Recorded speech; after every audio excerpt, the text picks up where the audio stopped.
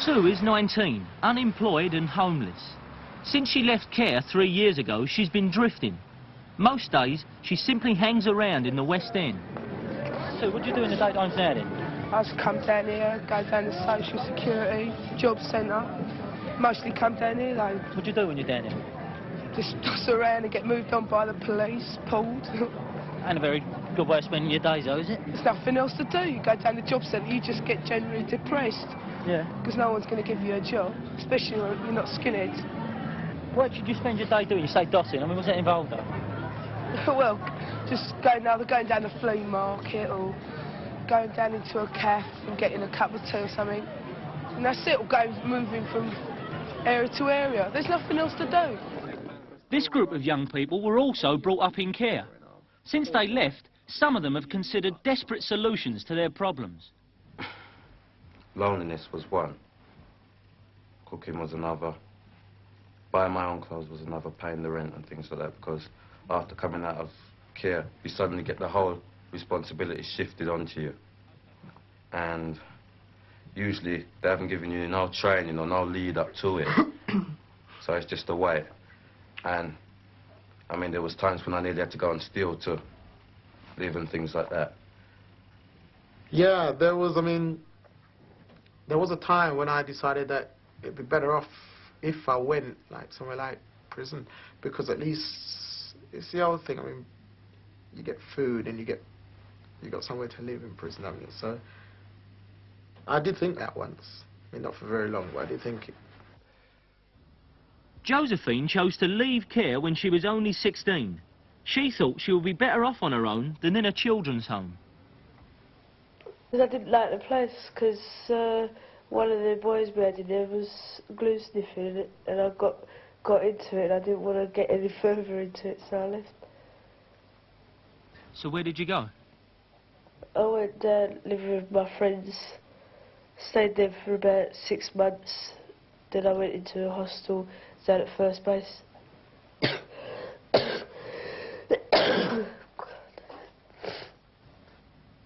So altogether, for the last couple of years, what sort of places have you been living in? I don't know really, because I've been to so many places and so many times. I've never stayed in one place too long. Of course, finding a job and somewhere to live are problems for many young people today. But those leaving care face special difficulties. The system of care ends suddenly at 18. The authorities are no longer responsible for you, and very often there is no family to fall back on.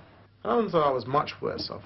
The only thing is that where other kids have, maybe they leave home, they can always go back now and again. I could go back on a visiting basis to my mother, or maybe once or twice to a children's home, but I could never, like another kid maybe leaves home and patches it up and goes back home. I never had that leeway, so I was always out. So when things did go bad, they were bad, you know, you just had to stay with them or try and work them up. And it cracks you up, you know, because you want to know who to turn around to and ask the questions, why did this go wrong, you know? And there's nobody there, because you've been booted out of children's home and it's all been so official, because once you've left, it becomes official. It's no longer your home, it's official. So when you go back now, everything's official. Oh, you used to live here. Oh, did you? Have a cup of tea. Could you leave by 5:30, please? You know, because that's when you put your children to bed. And when you know, when that happens to you, man, you don't want to go back again, because I mean, you see that it's official. It's just kills your pride. It just kills your pride, and you just stop believing in people. You know. There are 17,000 children in care in London. A third of them are sent to children's homes, sometimes outside London in the suburbs and home counties. This is St Leonard's home in Hornchurch. What care means is that the local council takes over from the parents. The council decides whether a child goes into one of its children's homes or to foster parents. What other reasons do people get brought here for? Well, there's a mixture of reasons. Very often it's because things at home are not good. They need some space, some time to sort things out. Mum may go to hospital, or it may well be that the child's been in some conflict at school or in the community, and it's recommended either by the department, the social worker, or by perhaps the police themselves or education services, that the child needs to be out of the area and out of the home for a period of time to look at what's happening to the child. Yeah. St Leonard's Home is run by the London Borough of Tower Hamlets. It's large by today's standards. 80 children live here. The present trend is towards much smaller homes. But many of those who've recently come out of care have lived in homes like this. Most children's homes are carefully run and young people well looked after. There are regular meals with the cooking and cleaning done by the staff. But it's this sort of well-ordered residential care which can cause problems later on.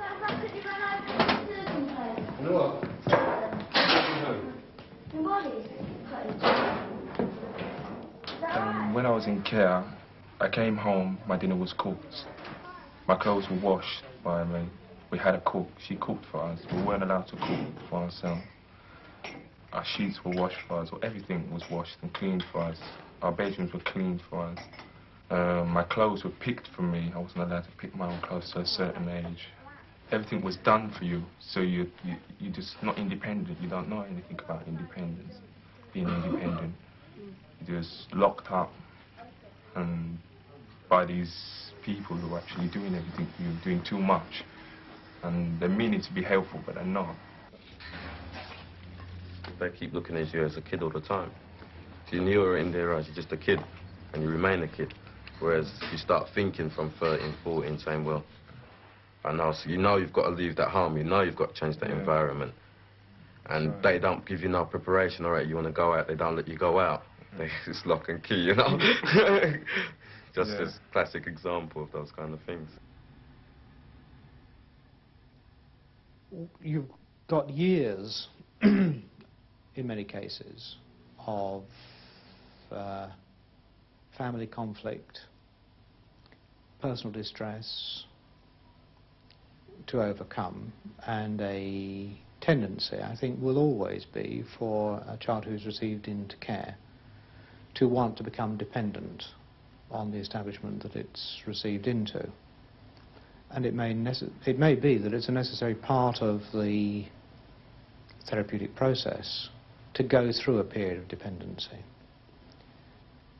That doesn't then leave you very much time to come back out of that situation into helping young people towards a true independence.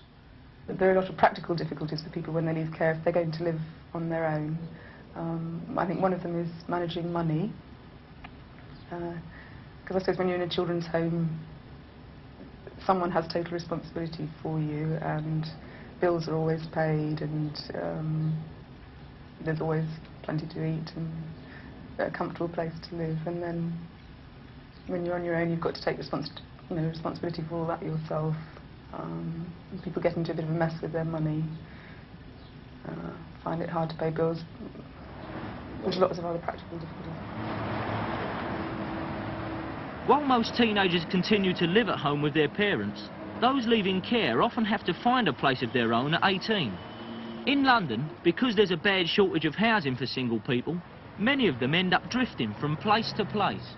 Done various things. I've squatted, I've slept rough, I've stayed with friends, stayed with relatives, and then eventually I got somewhere to live. But I mean, when I say eventually, I mean it's only a little while ago, 2 months ago. I eventually got somewhere to live through, and it wasn't through the council, it was through my own perseverance more than anything else. I got a little flat, and in that flat I was actually squatting first, so that shows you what I mean. Steve Farrell works for a housing project called Home Base. Quite clearly there's a housing problem. There's certain examples that have reached our organisation of people reaching an age sometimes of 17 years old, but usually at 18 years old, where there's no sorts of accommodation provided by either the social services or the housing departments. And the accommodation invariably is bed and breakfast emergency accommodation that's provided for them, or hostels. At 18 years old, it's not the sort of thing that anyone needs. They need to be able to survive on their own in a flat or in some sort of shared accommodation. On top of all the practical difficulties, those leaving care often have emotional problems as well. Life in children's homes often leaves kids confused about who they are and where they belong, and they may still be suffering from the problems which put them into care in the first place. Josephine Williams has led such an unsettled life that she can't even remember where she's lived.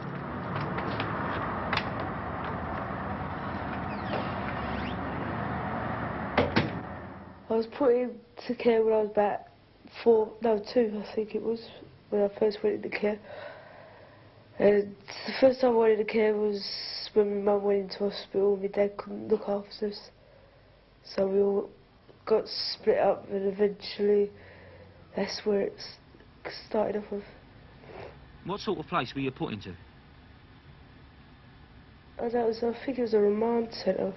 It was all in, because I can remember when we was tiny. And then how many different places were you in during like the years in care?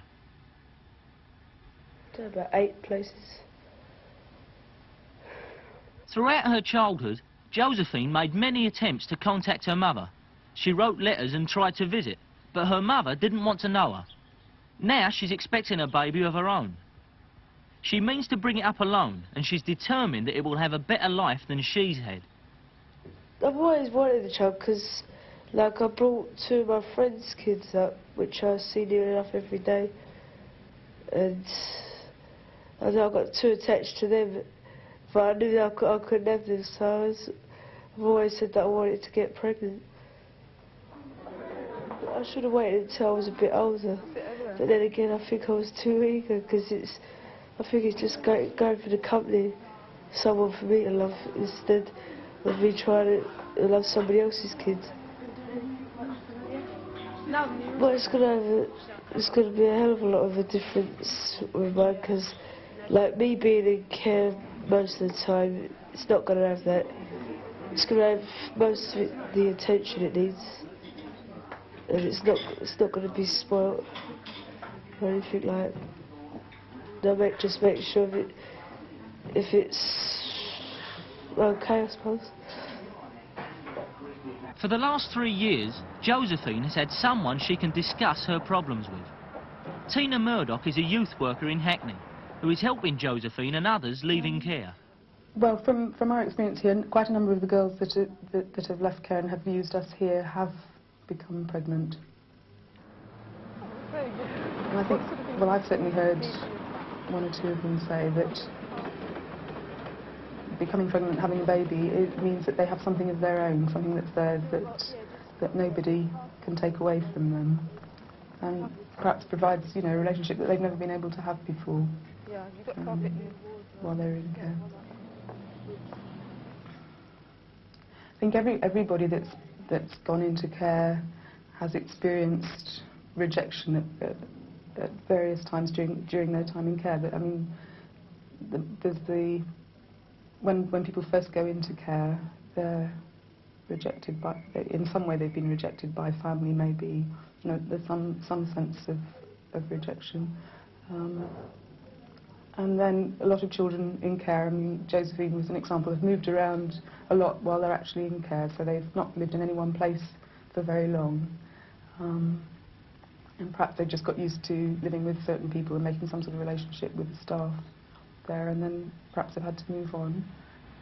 Spending your childhood in care can be very unsettling, but these days more and more teenagers are taken into care because of bad behaviour. Instead of making things better, being in care can sometimes aggravate kids' problems. This is what happened to Sue Stevens. In her case, things seemed to go wrong from the day she learned she'd been adopted. Oh, my sister told me when I was about 7, we were mucking about one day. She just turned around and told me. And I ran in and asked my mum, and my mum sat down and explained to me, but I wasn't really old enough to understand. All I felt was that, you know, I was alone, you know, and my parents had lied to me, you know, because I was really close to my parents till then. So I thought, well, right, I'll act alone, I'll be on my own. That's the way I've been. My parents think the world of me. I love them a lot, but, you know, that was the way it was at the time. Yeah. When you say you acted alone, I mean, what type of things was you doing? Well, I wouldn't let my parents do anything for me. I wanted it to do myself, because I didn't see why they had the right to do it for me, because they weren't my parents. So I thought, well, I do it all myself. That's the way I got on in life. Yeah. So, how did you come to be taken into care? I got in with some older people that, you know, I thought were really hard and that, and didn't care about anything. So I thought, yeah, that's the way I want to be, and like started doing really silly things like, you know, causing fires and, you know, causing general trouble and that. And I started having a lot of trouble at home with my parents and that, you know. I was really bad to them, you know, but you don't realise until, you know, it's all over. But I was right bad to them. So I got in a lot of trouble. I was stealing and that. My parents couldn't handle it, you know, so they decided to put me away for my best, you know. But I don't reckon it did me any good. I reckon it made me worse.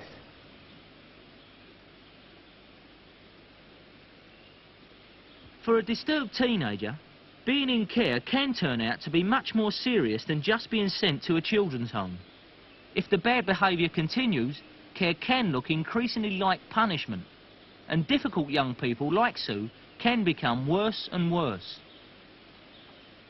Quite often that anger will stay with you, so that if you have a row with staff in children's homes and, say, throw a chair around the place or threaten somebody, they're very quickly going to say, well, this is quite a disturbed young person. I'm not sure we can cope with them in our children's home, especially if there are younger children around, for example. You can't have a very angry teenager storming around the place if you've got 2- and 3-year-olds. So I think there is a very real danger with a few young people that if you are very badly behaved in your children's home, the children's home staff will say, we need to know more about you. We think you're very unhappy. We'll put you in a remand and assessment centre, which will be more secure. So you may well find yourself ending up in one of those centres. When you were first taken into care, what type of place was it? Well, where you went was, it had all different units, like the uncontrollable unit, the thieving unit, the mugging unit. But it was so stupid, because you're all mixed in together. You know, and the first question you get asked when you walked in there is, what did you do? You know, and the most, if you did something really bad, you know, you were great, you know, you were fantastic, you know. And no one started on you. But I didn't do anything bad. I was just a feeble, posh little girl who spoke proper then, you know. So, like, you know, then they decide to beat you up to see if you're hard and what section you're going to go into. Because, like, you had your really hard people and then you had your right puffs right down the bottom.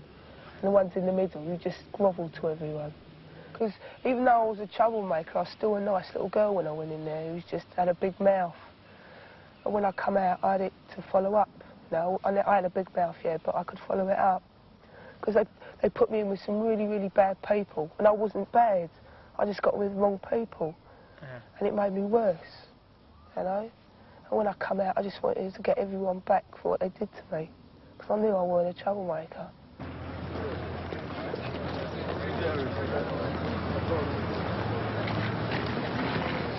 It might not be fair for Sue to blame the care system for all of her problems, but it's clear that it did little to help her. Sue's friends today are, like her, unemployed and homeless. They experiment with drugs, and there's always the risk of serious trouble. For Sue, it's hard to see a way out. Local authorities are now becoming more aware of the difficulties of kids leaving care. They're trying to find more foster parents so that fewer kids have to go into children's homes in the first place. And they're changing the children's homes to help the kids learn to be independent. I think social work practice often goes in cycles, and I think what we're seeing at the moment is a lot more concern about the problems of adolescents in care, the development of a lot of fostering schemes for adolescents actually employing professional foster parents who get paid a wage, which hopefully will mean that fewer young people will actually go into children's homes. I think we're developing far more community alternatives for young people, things such as intermediate treatment, which work with young people in the community who have perhaps committed offences or are having problems at home. And I think we are actually looking at what goes on in our children's homes and attempting to encourage young people to learn to cook, to spend their money wisely, to buy their own clothes. And we're also, I think, looking to help them more when they leave care, because 18, I think, quite often feels to young people like a very real cut-off point in terms of help and supervision, that when you're 18, the local authority doesn't want to know anymore.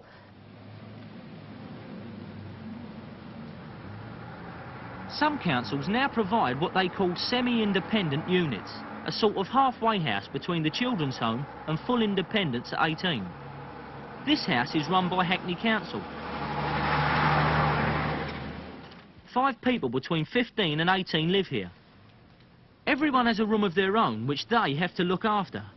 There's always a member of staff on duty, but the staff here see their job as advising young people rather than looking after them.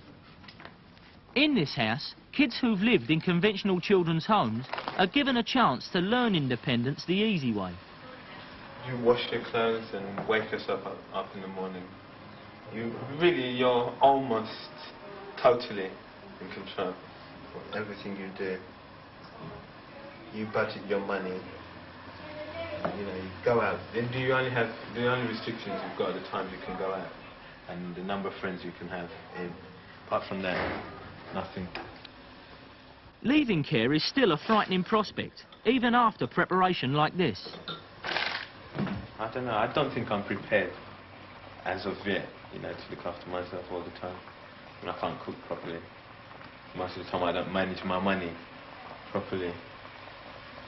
And I don't know, I'm used to having sort of father figure, somebody in charge, somebody tell you what to do. When I leave this place, there'll be nobody at all, just be myself alone.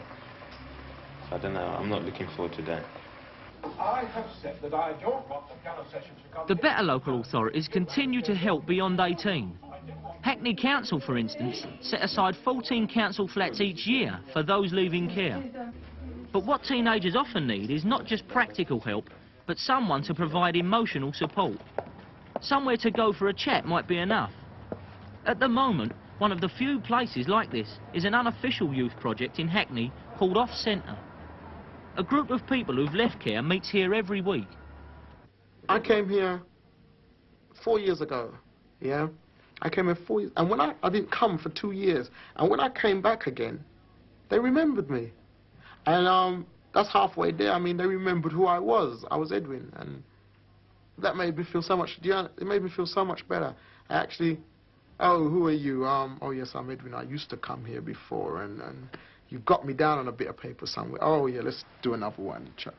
I mean, they actually knew who I was, and that was halfway there. I mean, I could come and say, well, Tina, I've got a problem. Well, what's your problem? It's something really silly, but at least she listens, you know? Off Centre is helping with advice, and the better local authorities are trying to improve conditions in care. But everybody who's concerned with the care system recognises that there are limits to what they can do, however good their intentions. I don't think it can ever be the same as living with your own family, because living in care, you're living amongst people that are not your own. So although local authorities can do their best, it can never be quite the same as being brought up with your own people. I don't think we can ever escape the fact that children who have been received into care for whatever reason are not in a natural situation. I think that was one of the fallacies of the belief that we were actually providing substitute family care.